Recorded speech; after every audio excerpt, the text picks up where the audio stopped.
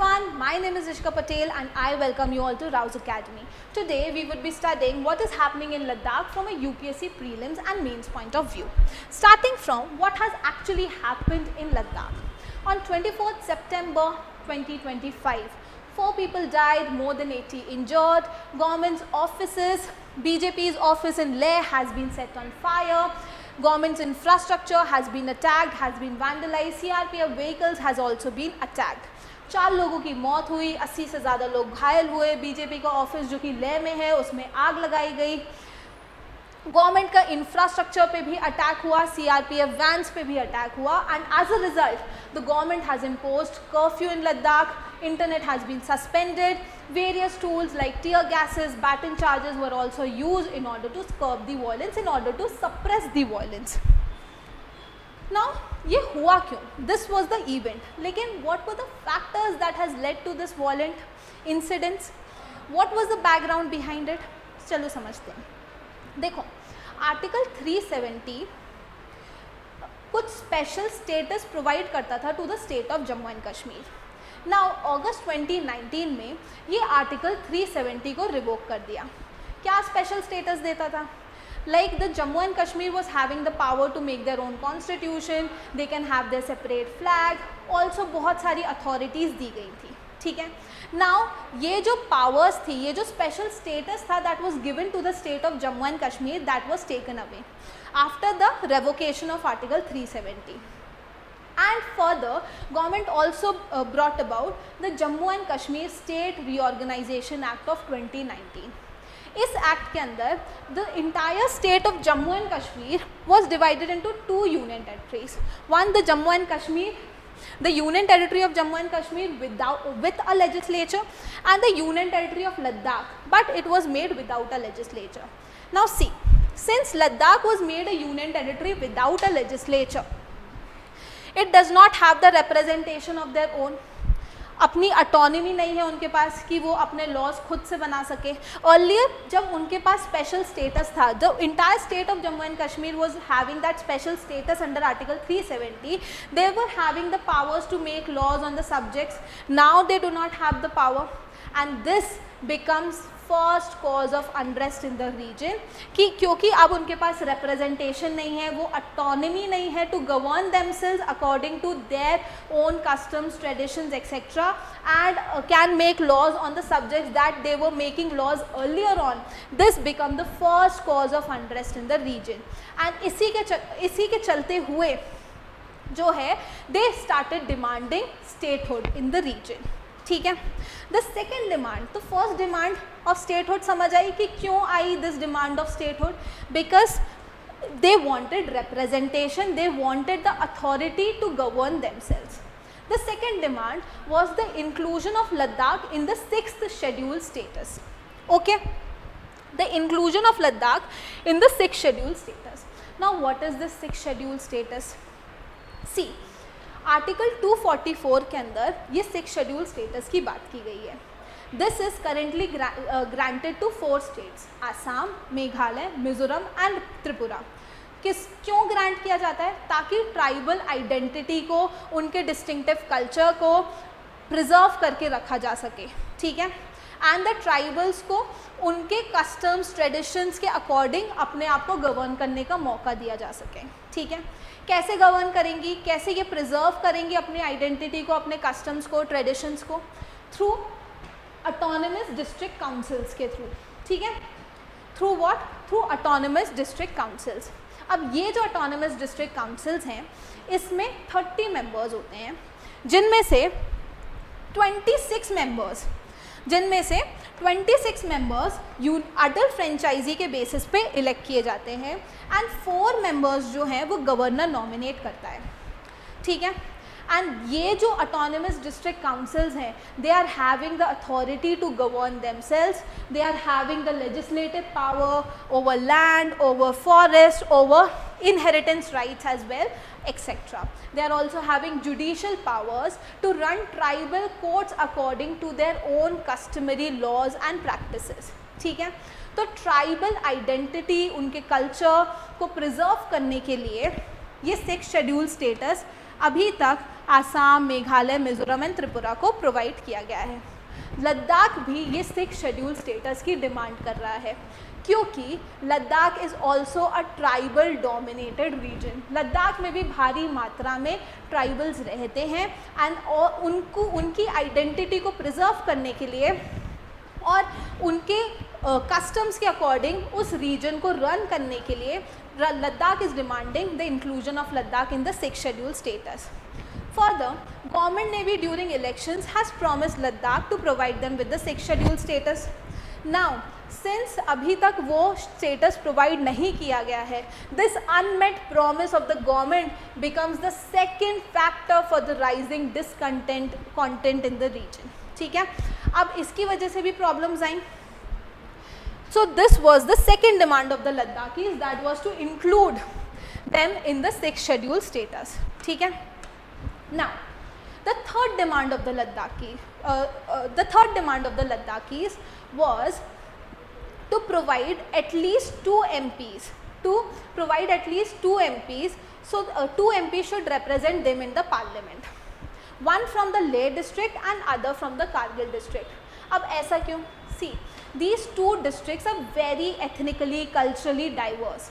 For example, जो Leh district है लद्दाख का, वो बुद्धिस्ट डोमिनेटेड डिस्ट्रिक्ट है, वेराज जो कारगिल डिस्ट्रिक्ट है लद्दाख का वो मुस्लिम डोमिनेटेड डिस्ट्रिक्ट है। अभी क्या है ना, अभी सिर्फ एक एमपी है that is representing the entire Ladakh in the Lok Sabha.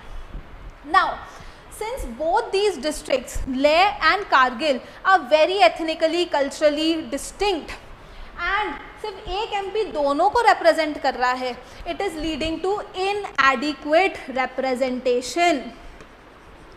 ठीक है, एंड दस दे डिमांडेड एटलीस्ट हमारे एक एडिक्वेट रिप्रेजेंटेशन तो हो, और एडिक्वेट रिप्रेजेंटेशन कैसे होगा, एटलीस्ट 2 MPs होने चाहिए लोकसभा में जिसमें से एक लेह से आए दूसरा कारगिल से आए ताकि एडिक्वेट रिप्रेजेंटेशन हो पाए। ठीक है, and this became the third demand of the Ladakhis. Fine, the fourth demand of the Ladakhis was job reservation. See, Ladakh में बहुत ज़्यादा अनएम्प्लॉयमेंट है। ठीक है, फर्दरमोर जो भी डेवलपमेंटल प्रोजेक्ट्स जो लद्दाख में चल रहे हैं वहाँ पे भी जो लोकल यूथ का एम्प्लॉयमेंट है वो बहुत कम है।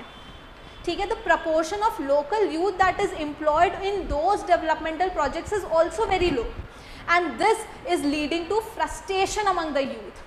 अनएम्प्लॉयमेंट की वजह से यूथ फ्रस्ट्रेटेड है एंड दस वो डिमांड कर रहे हैं job reservations for the locals and this became the fourth demand of the Ladakhis. अब इन्हीं सारी डिमांड्स को मीट करने के लिए कौन कौन सी, स्टेटहुड की डिमांड है ना, 6 शेड्यूल की डिमांड,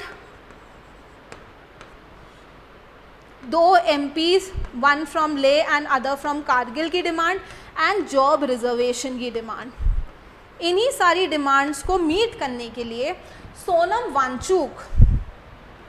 वांगचुक ने 10 सितंबर को एक हंगर स्ट्राइक चालू करी।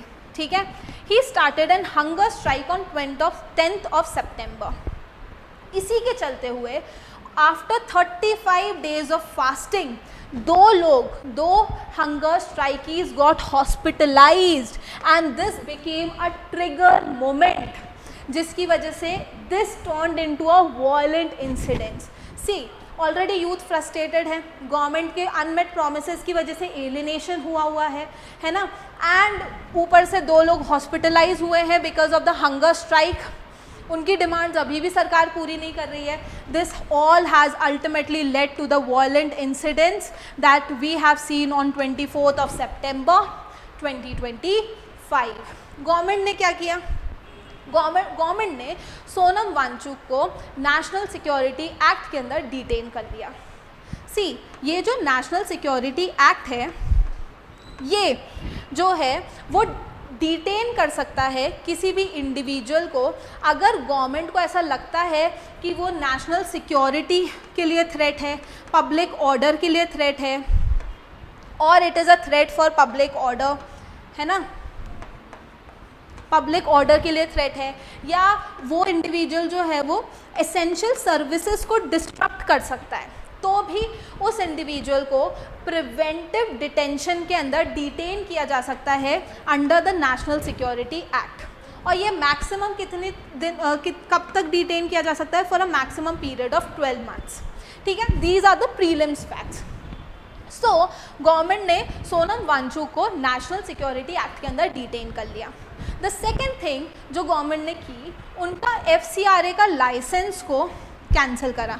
तो अब यहाँ पे एक और प्रीलिम्स फैक्ट आता है कि FCRA का लाइसेंस कौन ग्रांट करता है? FCRA का लाइसेंस जो है, FCRA का license is granted by the ministry of home affairs. ठीक है, कौन ग्रांट करता है FCRA का license? Ministry of home affairs. Now अब ये FCRA क्या होता है? FCRA stands for foreign contribution regulation act. अगर कोई भी फॉरेनर है that is funding an individual, a company, a NGO, तो उसे रेगुलेट करने के लिए ये एक्ट लाया गया है, फॉरेन कंट्रीब्यूशन रेगुलेशन एक्ट। कौन रेगुलेट करता है? Ministry of home affairs regulate करती है। क्यों रेगुलेट करना है? क्योंकि अगर फॉरेन फंडिंग है, इसका मतलब है फॉरेन इन्फ्लुएंस भी आ सकता है, और अपनी इंडिया की सॉवरेनिटी, इंटीग्रिटी को प्रोटेक्ट करने के लिए मिनिस्ट्री ऑफ एक्सटर्नल अफेयर्स की रिस्पॉन्सिबिलिटी हो जाती है कि ये देखना कि कोई फॉरेन फंडिंग जो है वो एंटी नेशनल तो नहीं जा रही, इंडिया के खिलाफ तो नहीं जा रही है। एंड दस ministry of external affairs regulate these fundings through the FCRA और the foreign contribution regulation act.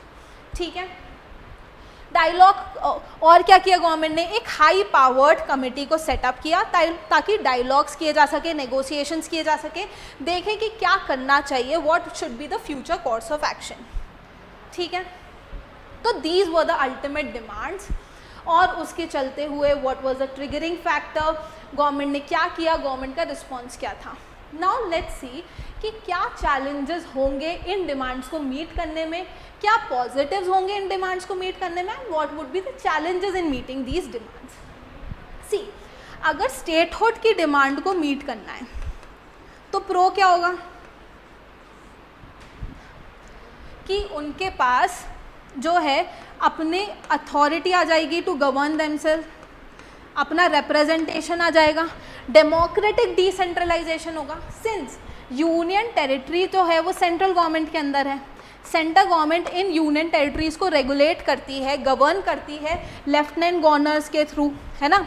Ladakh में तो लेफ्टिनेंट गवर्नर ही है, उनके थ्रू ये गवर्न कर रही है। नाउ अगर स्टेट हो जाएगा तो उनके पास खुद की अथॉरिटीज़ आ जाएंगी, डेमोक्रेटिक डिसेंट्रलाइजेशन हो पाएगा। These are the positives. ठीक है, लेकिन नेगेटिव क्या है? नेगेटिव ये है कि लद्दाख एक बॉर्डरिंग रीजन है ना। Ladakh is sharing border with Pakistan and China, and ये जो दोनों ही कंट्रीज़ हैं, these are are hostile neighbours, इनके साथ हमारी कोई ऐसी फ्रेंडली रिलेशनशिप नहीं है, because these are are hostile neighbours. Therefore, central government's presence is required in the region ताकि कोई भी foreign external influence को रोका जा सके, prevent किया जा सके। Central government's influence, direct control is required in the region। ठीक है, तो ये एक चैलेंज हो जाता है फॉर ग्रांटिंग स्टेटहुड, क्योंकि यहाँ पे एक नेशनल सिक्योरिटी पर्सपेक्टिव को भी ध्यान में देने की ज़रूरत है। You have to take into consideration the national security while granting statehood to the region। ठीक है, second thing is अगर आपने यहाँ पे statehood grant कर दी, this will become a precedent for other union territories as well, है ना। एक दूसरी यूनियन टेरिटरी के लिए भी एक प्रेसिडेंट के जैसे काम करेगा। दूसरी यूनियन टेरिटरीज भी फिर एक डिमांड करने लगेंगी, हमें भी स्टेटहुड चाहिए, हमें भी स्टेटहुड चाहिए। ठीक है, फर्दरमोर स्टेटहुड ग्रांट करना एक ऐसे आसान काम नहीं कि आज बोल दिया और कल हो गया statehood grant. No, it requires a complex administrative procedure and this is a challenge for granting statehood. ठीक है, fine. The second challenge is Ladakh is a very ecologically sensitive zone। See, Ladakh एकदम प्लेट टेक्टोनिक वाली reason में आता है ना, तो it is prone to earthquakes, it is prone to landslides वगैरह, है ना। एंड उस पे उसके ऊपर अगर आप ये डेवलपमेंटल प्रोजेक्ट्स करोगे, इंफ्रास्ट्रक्चर बिल्ड करोगे, माइनिंग एक्टिविटीज़ करोगे, टूरिज्म लाओगे, that will also put a huge amount of pressure in the region. और अगर कोई लोकल अथॉरिटी नहीं हुई इसको गवर्न करने के लिए, इसे रेगुलेट करने के लिए, so Ladakh would be even more prone to ecological damage, है ना। तो लद्दाख के लिए ये बहुत बड़ा चैलेंज है इकोलॉजिकल डैमेज का, और उसको हम लोग को रिड्यूस करने की ज़रूरत है ना। So this is the second challenge. One more thing is, अगर हम लोग को tribal identities, 6 schedule, this was the statehood की डिमांड को अगर हमने मीट किया तो क्या चीज़ें पॉजिटिव होंगी, लेकिन क्या हम लोग को चैलेंजेस भी फेस करने पड़ेंगे वाइल ग्रांटिंग स्टेटहुड, ठीक है। क्या चैलेंजेस फेस करने पड़ेंगे? नेशनल सिक्योरिटी का ध्यान रखना पड़ेगा, एक प्रेसिडेंट के जैसे काम करेगा, दूसरी यूनियन टेरिटरीज भी मान सकती है। उसके बाद जो स्टेटहुड दोगे तो it involves a complex procedure, administrative procedure, ठीक है। पॉजिटिव क्या है? Democratic decentralization etcetera would be the positives. Second demand क्या थी? 6 शेड्यूल स्टेटस देना। This also involves a huge complex administrative procedure, ऐसी आसानी से नहीं होता, and this is a bigger challenge, and this is also a challenge for the government, ठीक है। Fine, so these are the challenges. Ecological sensitivity एक challenge आ जाता है, क्योंकि लद्दाख इज जो है वो prone to ecological damage, and thus we need to focus on sustainable development. This sustainable development can become a way forward as well, है ना। तो क्या करना चाहिए, ठीक है। तो constitutional status, economical, environmental fragility, these are the challenges. Government को क्या करना चाहिए? गवर्नमेंट ने अर्लियर प्रॉमिस भी किया था to provide Ladakhis with the 6 schedule status, तो इसको एक्सटेंड किया जाए to the union territory of Ladakh, ठीक है। The second thing is clear road map होना चाहिए कि कैसे जो है वो जॉब्स को क्रिएट किया जाएगा, रिजर्वेशन पॉलिसीज़ कैसे आएंगी, कब आएंगी, यूथ कैसे एम्प्लॉयमेंट होगा। There has to be a clear road map and guideline so that the youth also does not feels alienated, youth का फ्रस्ट्रेशन कम हो और वो जो है वो मेन स्ट्रीम में अच्छे से अकोमोडेट हो पाए, ठीक है। एक ट्रांसपेरेंट इंडिपेंडेंट इंक्वायरी कंडक्ट करने की ज़रूरत है। जो भी ह्यूमन राइट वायलेशंस हुए हैं अभी लद्दाख में, उनको ध्यान में रखने की, उन पे एक इंक्वायरी कमेटी को सेटअप करने की भी ज़रूरत है, ठीक है। You also have to strengthen dialogues, वहाँ के लोगों के साथ आपको, सारे स्टेक होल्डर्स के साथ आपको कंसल्ट करने की ज़रूरत है। You have to do dialogues with the stakeholder, local bodies को भी डिसीजन मेकिंग का पार्ट बनाने की ज़रूरत है, ठीक है। इन्वायरमेंटल सेफगार्ड्स करने की ज़रूरत है। I have already told you, you have to focus on sustainability, है ना। You have to focus on what? You have to focus on sustainability and sustainable developmental plans, ताकि उस इको सेंसिटिव रीजन को भी हम लोग एक प्रॉस्पर, एक सस्टेनेबल तरीके से जो है वो आगे बढ़ा सके। And this would ultimately lead to what? This would ultimately lead to our vision of Viksit Bharat 2047. This would also lead to सबका साथ, सबका विश्वास, सबका प्रयास. This can be your concluding lines, ठीक है। So we have seen it holistically, क्या, what was the event. तो आप जो है वो अगर कोई भी क्वेश्चन आए तो करंट अफेयर्स का बैकग्राउंड इवेंट से चालू कर सकते हो। इंट्रोडक्शन, डिमांड्स क्या थी, क्यों ये डिमांड्स आई, we have also seen this. Now इन डिमांड्स को मीट करने में व्हाट आर द चैलेंजेस, लेकिन अगर डिमांड्स मीट हो गई तो what would be the pros, है ना। पॉजिटिव्स क्या होंगे, लेकिन मीट करने में चैलेंजेस क्या होंगे, क्या वे फॉरवर्ड होगा, क्या गवर्नमेंट को करना चाहिए, and ultimately a concluding line of Viksit Bharat 2047 और सबका साथ, सबका विश्वास, सबका प्रयास। We have also seen article 370। अब ये इतना रेलिवेंट नहीं है क्योंकि ये एब्रोगेट ही हो चुका है। We have also seen 6 schedule, कितने लोग होते हैं, there is an autonomous district council जिसमें 30 मेंबर्स हैं, 26 जो हैं वो एडल्ट फ्रेंचाइजी के बेसिस पे इलेक्ट हो रहे हैं, 4 गवर्नर नॉमिनेट कर रहा है। क्यों लाया गया? ताकि ट्राइबल आइडेंटिटी, उनकी ऑटोनमी को प्रोटेक्ट किया जा सके। कौन कौन से स्टेट्स में है? आसाम में है, मेघालय में है, मिज़ोरम में है और त्रिपुरा में है, ठीक है। तो ये हम लोग ने 6 शेड्यूल स्टेटस से रिलेटेड भी चीज़ें देख ली. We have also seen FCRA किसके अंदर आता है? That comes under the ministry of home affairs.